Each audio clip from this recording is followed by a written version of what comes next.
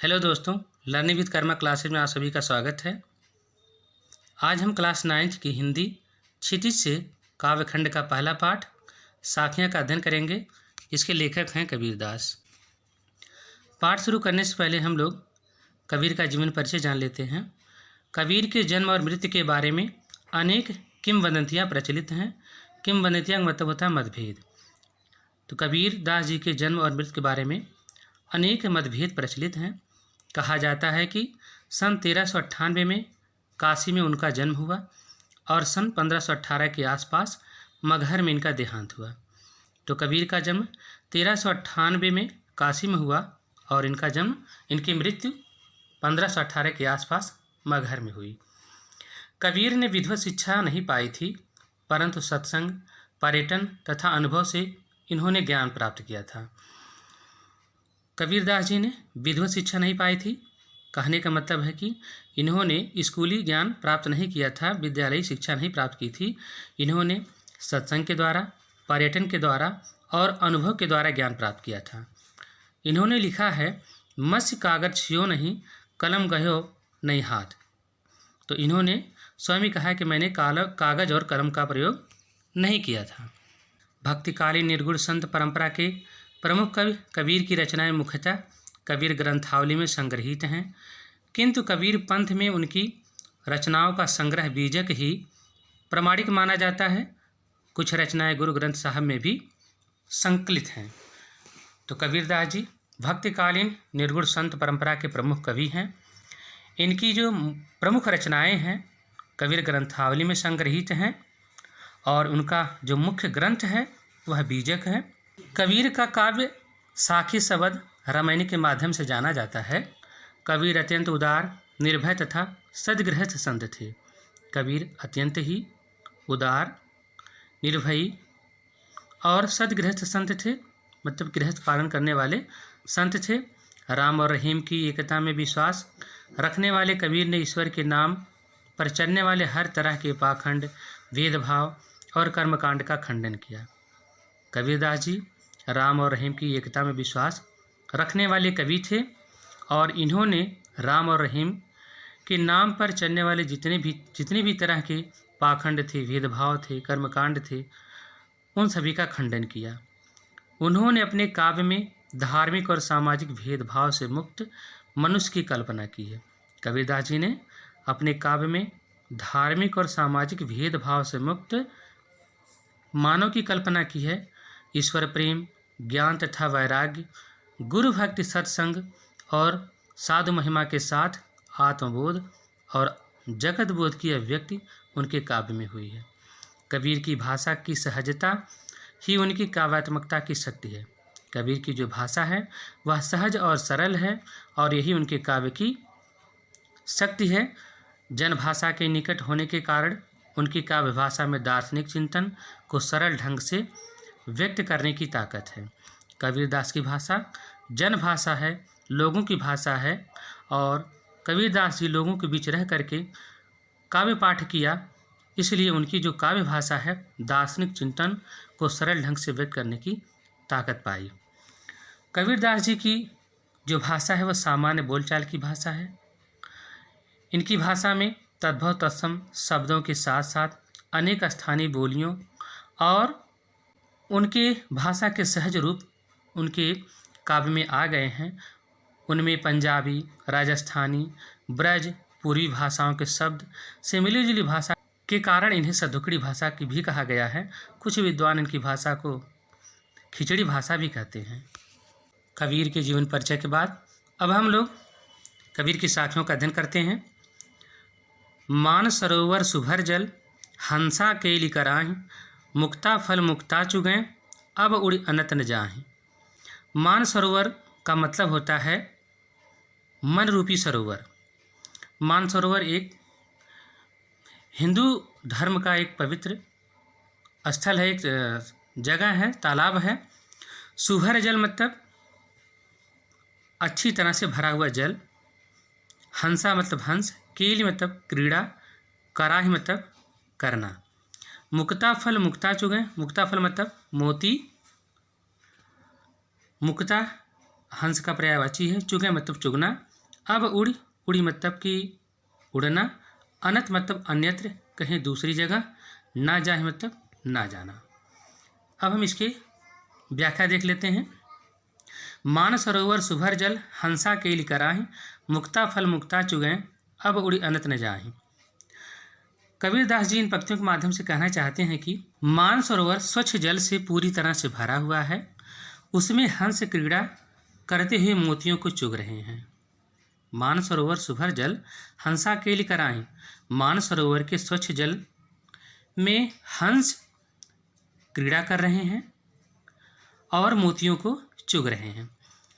वे इस आनंददायक स्थान को छोड़कर अन्यत्र नहीं जाना चाहते हैं। मुक्ता फल मुक्ता चुगैं, अब उड़ अनंत न जाहि। वे इस आनंददायक स्थान को छोड़कर अन्यत्र नहीं जाना चाहते हैं। ठीक उसी प्रकार मनुष्य भी जीवन के माया जाल अर्थात धोखे के जाल में बंध जाता है, फंस जाता है और उसमें सत्य को पहचानने की शक्ति नहीं रहती। वह इसे ही सच्चाई समझने लगता है और इस मोह माया रूपी संसार को छोड़कर अन्यत्र नहीं जाना चाहता है। फिर से मानसरोवर सुभर जल, हंसा केली कराही, मुक्ता फल मुक्ता चुगैं, अब उड़ी अनंत न जाहि। मानसरोवर के भरे हुए जल में, स्वच्छ जल में हंस क्रीड़ा कर रहे हैं और क्रीड़ा करते हुए मोतियों को चुग रहे हैं। वह इस आनंददायक स्थान को छोड़ करके अन्यत्र नहीं जाना चाहते हैं। ठीक उसी प्रकार से मानव भी इस जीवन के माया जाल अर्थात धोखे के जाल में फंस गया है। उसे सत्य पहचानने की उसके अंदर शक्ति नहीं रही। वह इसे ही सत्य समझने लगता है और मोह माया रूपी संसार में फंस जाता है और इसे छोड़ करके कहीं जाना नहीं चाहता है। अगर हम काव्यगत सौंदर्य की बात करें तो कबीरदास जी ने इसमें सधुकड़ी भाषा का प्रयोग किया है। कबीर ने मनुष्य को सांसारिक मोह माया बंधन से छुटकारा पाने की प्रेरणा इस दोहे में दिया है। केली कराही, मुक्ता फल मुक्ता में अनुप्रास अलंकार है। अगला है प्रेमी ढूंढत मैं फिरौं, प्रेमी मिले न कोई, प्रेमी को प्रेमी मिले, सब विष अमृत होई। ढूंढना का मतलब होता है, ढूंढत मतलब ढूंढना, खोजना, फिरौं मतलब फिरना, विष का मतलब होता है जहर। अब इसकी हम व्याख्या देख लेते हैं। प्रेमी ढूंढत मैं फिरौं, प्रेमी मिले न कोई, प्रेमी को प्रेमी मिले, सब विष अमृत होई। कवि इन पंक्तियों के माध्यम से कहना चाहता है कि प्रेमी रूपी ईश्वर को ढूंढना बहुत ही कठिन है। प्रेमी ढूंढत मैं फिरूं, कबीरदास जी कहते हैं कि मैं प्रेमी अर्थात ईश्वर को ढूंढते हुए फिर रहा हूँ, घूम रहा हूँ, लेकिन वह मुझे मिल नहीं रहा है, परंतु सफलता मुझे नहीं मिल रही है, अर्थात ईश्वर के दर्शन नहीं हो रहे। प्रेमी को प्रेमी मिले, सब विष अमृत होई। कबीरदास जी कहते हैं कि जब प्रेमी रूप ईश्वर मिल जाएगा तब कष्ट रूपी सारा विष सुख रूपी अमृत में बदल जाएगा। सब विष अमृत होई मतलब कि जितना भी कष्ट है वह सारा जो विष है वह सभी अमृत रूपी सुख में बदल जाएगा, सुख रूपी अमृत में बदल जाएगा। इन पंक्तियों में जो काव्यगत सौंदर्य है इसमें दोहा छंद का प्रयोग किया गया है और सरल भाषा का प्रयोग कर प्रेमी से तात्पर्य ईश्वर भक्त को बताया गया है। अगला है हस्ती चढ़िए ज्ञान को, सहज दुलीचा डारी, स्वान रूप संसार है, भूकन दे झकमारी। हस्ती का मतलब होता है हाथी, चढ़िए मतलब चढ़ना, सहज का मतलब प्राकृतिक, दुलीचा मतलब कालीन होता है, स्वान मतलब कुत्ता, भूकन मतलब भौंकना, झक मार का मतलब होता है समय बर्बाद करना, जबरदस्ती। तो आइए इनकी व्याख्या देख लेते हैं इस वक्त की। हस्ती चढ़िए ज्ञान को, सहज दुलीचा डारी, स्वान रूप संसार है, भूकन दे झकमारी। कवि ज्ञान प्राप्त में लगे साधकों को संबोधित करते हुए कहता है कि यह कबीरदास जी साधकों को संबोधित करते हुए कहते हैं कि साधक को सहज साधना रूपी कालीन बिछाना चाहिए। कहने का तात्पर्य यह है कि साधना रूपी आसन बिछाकर मनुष्य को सदा अपने ज्ञान को हाथी के समान बड़ा और विशालकाय बनाने का प्रयत्न करना चाहिए, अर्थात ज्ञान अर्जन पर अपना ध्यान केंद्रित करना चाहिए। कवि ने संसार की तुलना कुत्तों से करते हुए कहा है कि श्वान रूप संसार है, भूकन दे झकमारी। उन्होंने संसार की तुलना कुत्तों से करते हुए कहा है कि आपके ऊपर लोग भौंकते ही रहेंगे, अर्थात आपकी निंदा ही करते रहेंगे। अतः उन पर ध्यान देना मूर्खता है। उन पर ध्यान देना क्या है? मूर्खता है। वे एक दिन स्वयं ही चुप हो जाएंगे।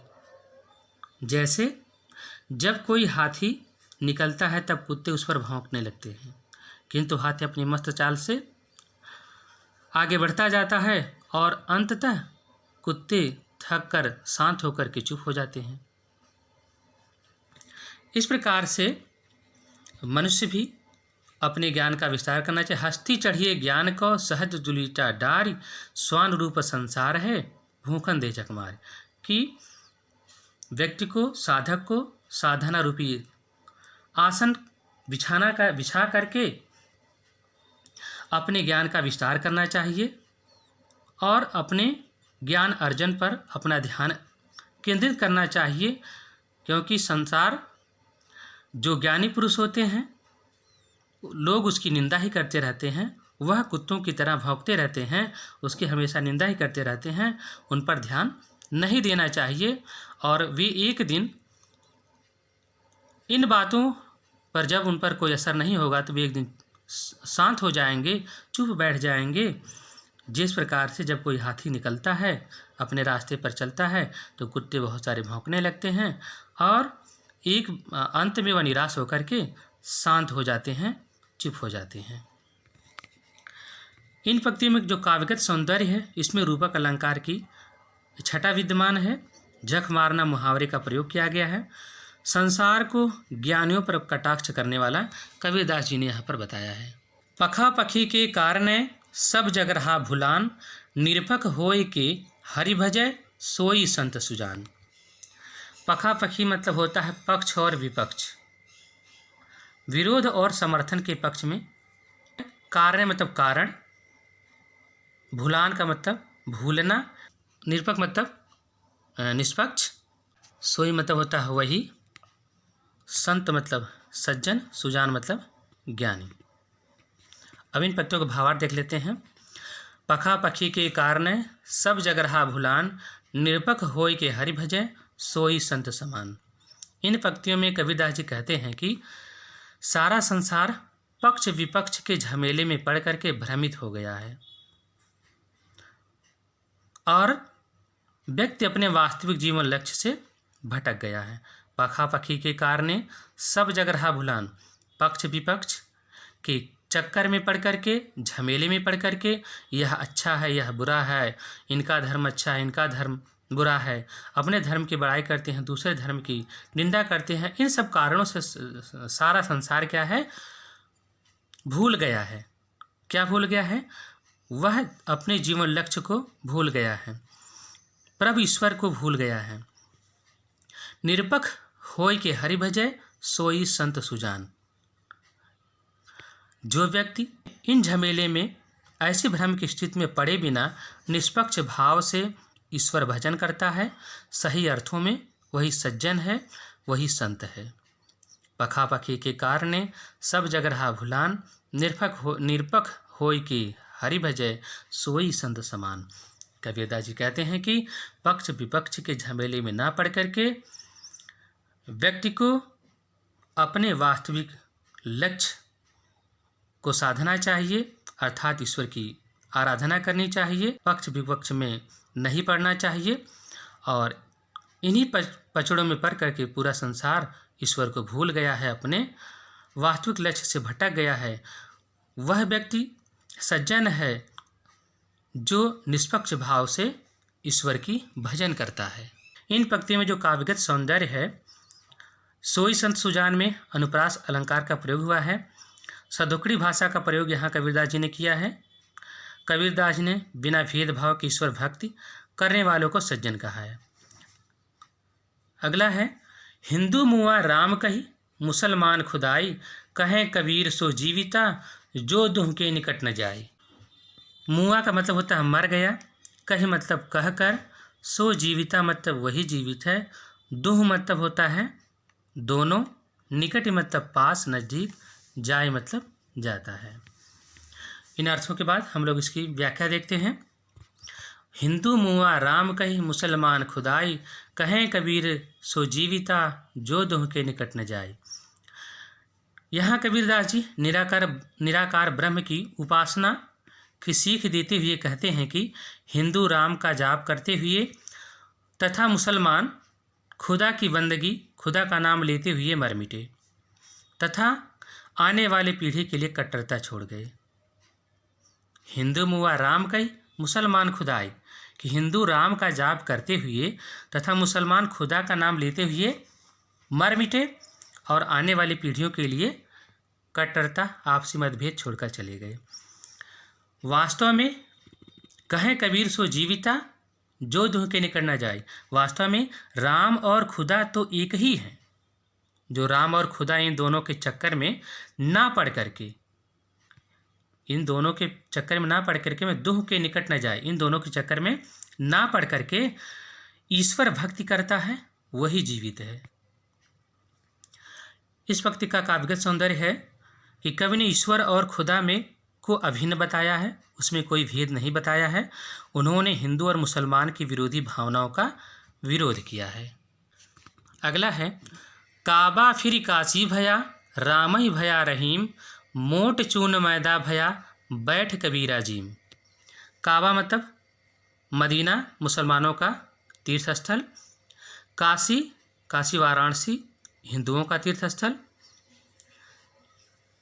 मोट चून का मतलब होता है मोटा आटा। बैठ मतलब बैठ कर, जी मतलब भोजन करना, भया मतलब हो गया। काबा फिर काशी भया, राम ही भया रहीम, मोट चून मैदा भया, बैठ कबीरा जीम। इन पंक्तियों में कबीरदास जी कहना चाहते हैं कि जब मैं राम रहीम हिंदू मुसलमान के भेद से ऊपर उठ गया, काबा फिर काशी भया, राम ही भया रहीम। कबीरदास जी कहते हैं कि जब मैं राम रहीम हिंदू मुसलमान के भेद से ऊपर उठ गया तो मेरे लिए काशी तथा काबा में कोई अंतर नहीं रहा। मन की जिस कलुषता के कारण जिस मोटे आटे को अखाद समझ रहा था, मोट चून मैदा भया, बैठ कबीरा जीम। मन की जिस कलुषता कारण, जिस दोष के कारण मोटे आटे को अखाद समझ रहा था, अब वही बारीक मैदा हो गया जिसे मैं बड़े आराम से खा रहा हूँ। बैठ कबीरा जीम, जी मतलब खाना, तो बैठ करके मैं आराम से खा रहा हूँ, अर्थात मन में सांप्रदायिकता तथा भेदभाव की दुर्भावना समाप्त हो गई। यहाँ कबीरदास जी कहते हैं कि जब मेरे अंदर राम रहीम हिंदू मुसलमान से भेदभाव मिट गया तो मेरे लिए काशी और काबा में कोई अंतर नहीं रह गया। मन की जो मैल थी, मन की जो कलुषता थी, जिसके कारण मैं अनाज को, मोटे आटे को अखाद समझ रहा था, लेकिन वही जब बारीक मैदा हो जाता है, अर्थात कहने का तात्पर्य है कि आटा जो मोटा आटा होता है जब उसको पीस दिया जाता है तो वह महीन मैदा बन जाता है। कहने का यही मतलब है कि दोनों एक ही चीज़ें होती हैं।